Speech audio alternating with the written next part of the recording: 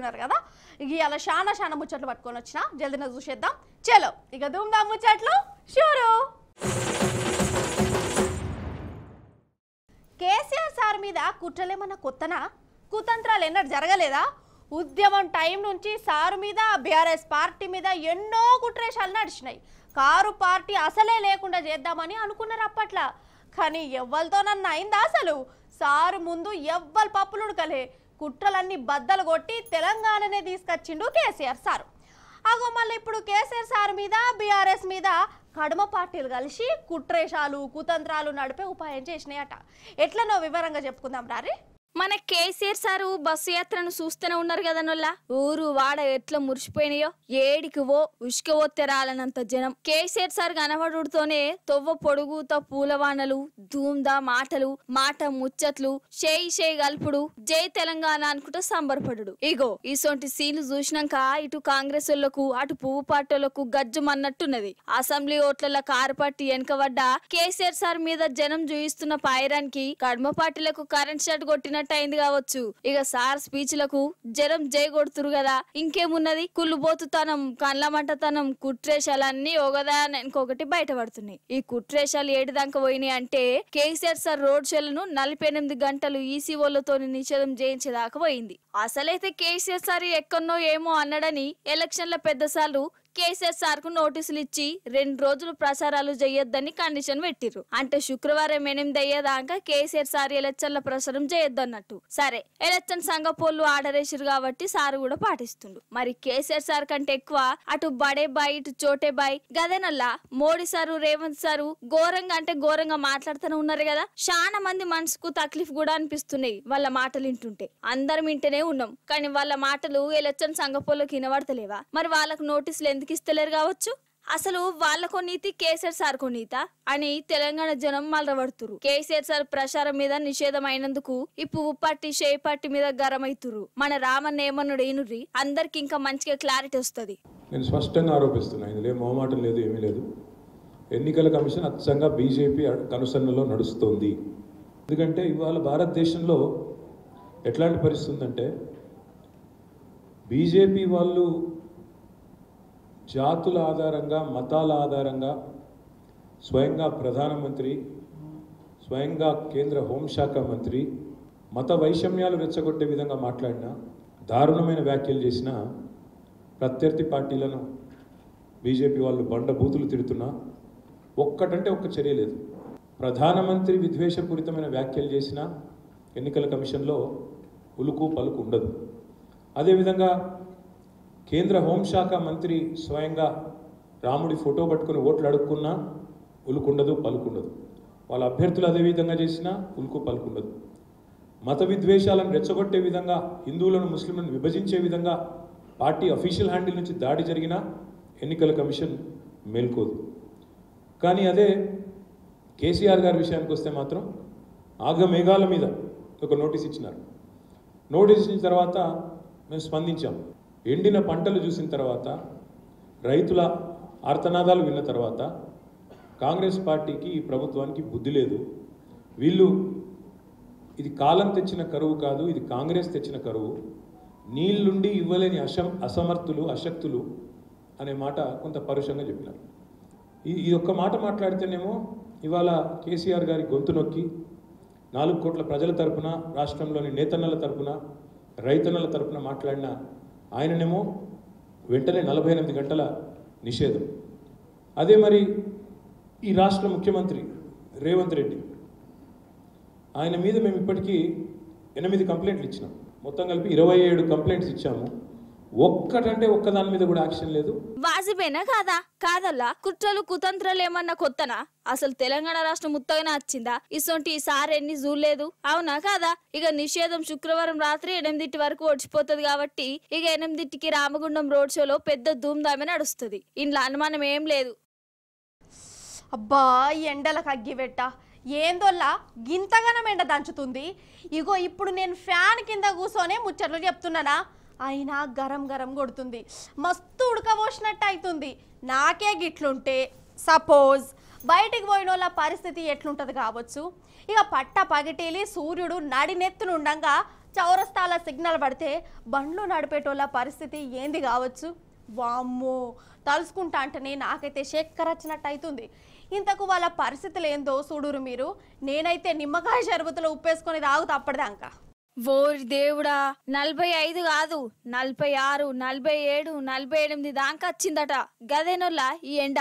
సరే, ఈ సూర్యుని పర్ఫార్మెన్స్ ఎట్లుంటదో నిన్ననో మొన్ననో చెప్పిన కదా. అయితే ఆ సూర్యునికి మస్క కొట్టేటోళ్ళ గురించి చెప్తా. ఇగో ఇటు చూడుర్రి, మీద పచ్చ పరదా. అసలైతే ఇంట్లో పరదాలుంటాయి, సైడ్ పరదాలుంటాయి. ఇవి సూర్యుని పరదాలు అన్నట్టు.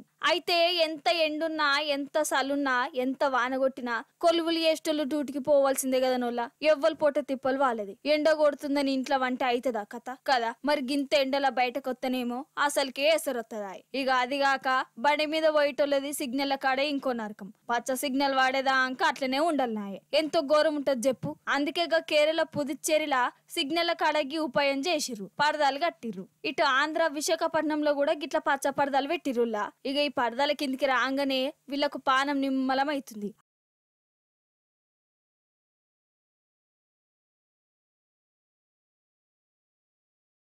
అసలైతే ఈ పరదాలను ఎర్రటెండల జనం పడుతున్న గోసం చూసి స్వర్గలోకంలో ఉన్న చెట్లు కిస్స కిస్స నవ్వుకుంటున్నాయి కావచ్చు. అంతే కదా మరి. మంచిగా చెట్లుంటేనేమో వాటిని ఇయ్యరమయ్యర నరికి పడేస్తారు. చెట్లను పెంచాలే, కాపాడుకోవాలంటేనేమో చాలా మంది మాకెందుకులే అనుకుంటారు. ఇప్పుడు చూడుర్రి, చెట్లు లేని జాగాలన్నీ ఎట్లా మండిపోతున్నాయో కదా. ఇక పరదాల సంగతి గట్లున్నదా.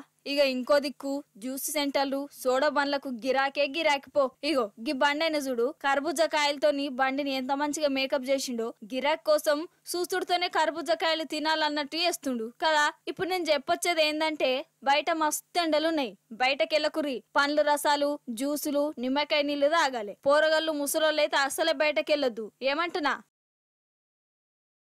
నిజం చెప్తున్నా, ఈ ఎంపీ ఎలక్షన్లల్లా మన తెలంగాణలో గులాబీ జెండా రెపరెపలాడుడు ఖాయం.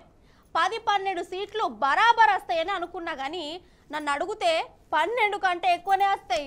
ఇది నా మాట కాదు, జనం చెప్తున్న మాట.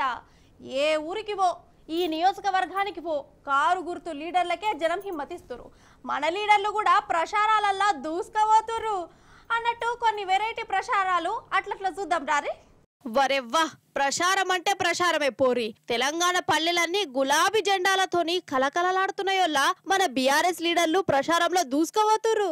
ఆటలు, పాటలు, మాటలు, ముచ్చట్లు, డాన్సులు, చెప్పుడు కాదు కానీ సుషిడే కావాలి. అగో నాగర్ కర్నూలు ఎంపీ అభ్యర్థి ఆర్ఎస్ ప్రవీణ్ కుమార్ సార్ ప్రచారానికి వస్తే తండా జనం ఇట్లా డాన్సులతోని స్వాగతాలు చెప్పిరు. ప్రవీణ్ సార్ కూడా మన లంబాడి ఆడపడుచులతోని డాన్సులు చేసిండు.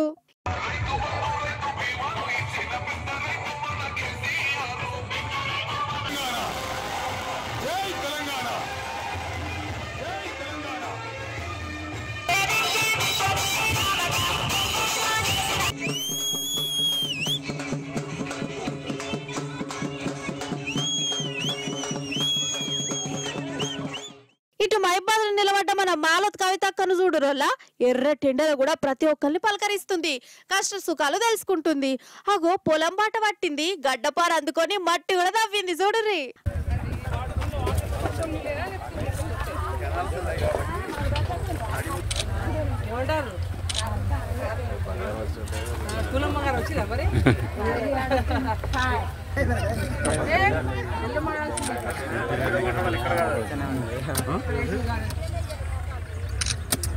అగో మన కొప్పులు ఈశ్వర్ సారే కదా.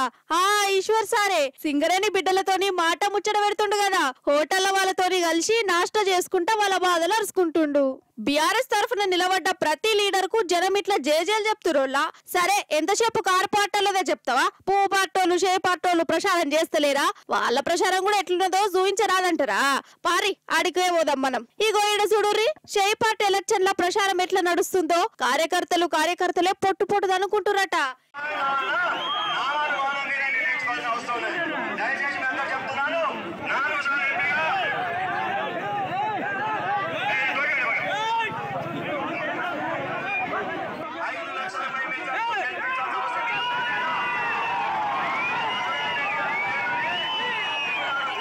ఇంకో కాడనేమో కాంగ్రెస్ లీడర్లను ఊర్లకే రాణిస్తలేరు జనాలు.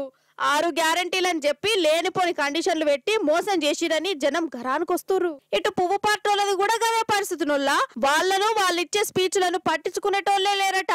ఇక గిట్ల నడుస్తున్నాయోల్లా మన కాడ ప్రచారాలు.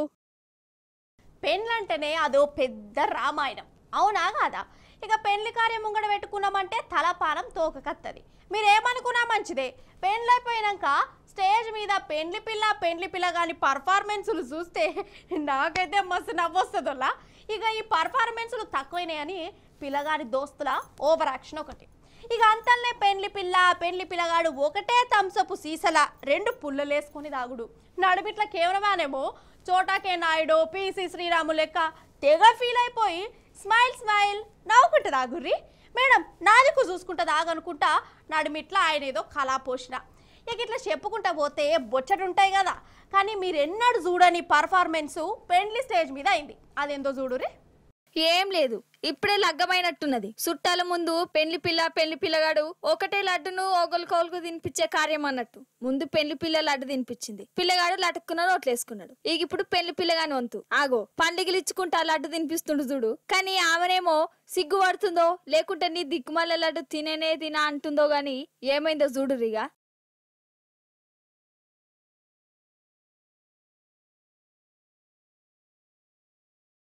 అబ్బరే బిడ్డ, స్టేజ్ మీదనే పొట్టు దంచింది కదా పెన్మిటిని. ఫస్ట్ రోజే గిట్లుంటే ఇక రాను ఇంకెట్లుంటుందో పాటు. అయినా గింతగానం బీపీ ఎందుకు లేచింది కావచ్చు ఈ అక్కకు. లడ్డేనాయే తింటే ఏమవునో ఏమో పట్టుర్రి, ఆమె మనసులో ఏమున్నదో కదా. ఇగో పెళ్లిళ్ళల్లా గిట్ల కూడా జరుగుతాయోల్లా కొన్ని చిత్ర విచిత్రాలు. 50 మందికి తెలియజేయనదేమనగా ఇప్పుడు మన ముచ్చట్లల్లా చిన్నపాటి వైరల్ వీడియోల ముచ్చట్లు ఉన్నాయి. చూద్దామా? మస్తుంటాయి, మిమ్మల్ని పరేషాన్ చేస్తాయి. జల్దిన చూసేరి పరేషాన్ గారి అగో రెడీగా ఉన్నాయి ముచ్చట్లు. ఫస్ట్ ఇగో గి చిట్టి పొట్టి బుజ్జవని చూడాలి మీరు. ఇప్పుడు మనం జపాన్లో ఉన్నాం. చక్రాల బండ్లున్న మనిషిని చిట్టి తల్లి రోడ్డు దాటియాలి. జపాన్ వాళ్ళ దిమాకు జర అలాగుంటది కదా, వీళ్ళు పోయేదందుకు ఎక్కడికక్కడ కార్లు ఆగిపోయినాయి. ఈ బుజ్జవ్వ ఆరాంసే చక్రాల బండిని తోలుకబోతుంది. కార్లను ఆపినందుకు మనిషికి ఎట్లా శనార్థులు చెప్పుకుంటూ పోతుందో. నిజం చెప్తున్నా, ఈ బుజ్జి ఇట్లా చేస్తుంటే నా మనసుకైతే మస్తు దిల్కుష్ అనిపించిందోలా. చిన్నతనం నుంచే ఎంత మంచి అలవాట్లో కదా. జపాన్లు అంతే. సరే, ఇప్పుడు జపాన్ నుంచి జంతు ప్రపంచంలోకి పోదాం. కొన్ని జీవాల చిత్ర విచిత్రాలు చూద్దాం. ఇగో ఈ కోతేశం చూడురి, పక్కపొంటి పిల్లగాడు ఫోన్లో తలకాయ పెడుతుంటే ఇదేమో డిస్టర్బ్ చేసుకుంటూ తలకాయ తింటుంది. వెనక షీర్ ఏమైందో చూడురి. ఇక నేనేం మాట్లాడగాని